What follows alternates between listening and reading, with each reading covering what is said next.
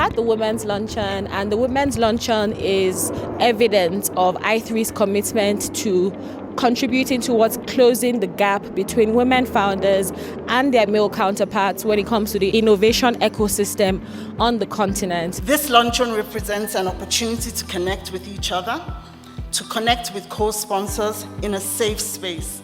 I was thinking of it like in the old days when the men will retire to the library with their cigars and the women will be doing the dishes. Except this is not a closed space. We're inviting allies. It's everybody for gender transformation. It's all of us for gender transformation. We had our incredible women-led companies who make up 37% of the i3 cohort this year, convening in a room with partners and sponsors who were excited, to meet these companies. We had a powerful panel session that had an investor on the panel.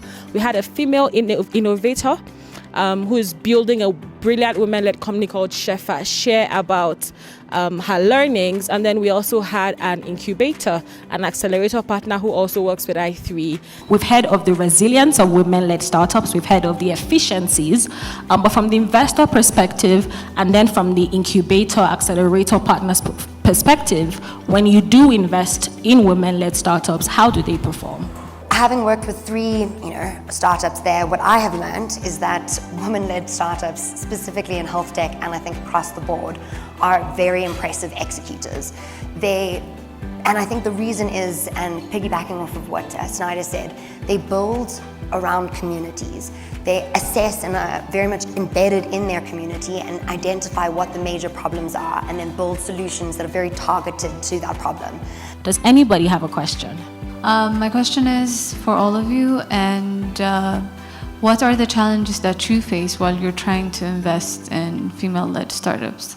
Well, sometimes it's a confidence level thing, where the female startup founder, they are doing amazingly, but when they're up against an ecosystem that is so male-dominated, you can start getting your confidence drained because they keep saying no, and for dumb reasons.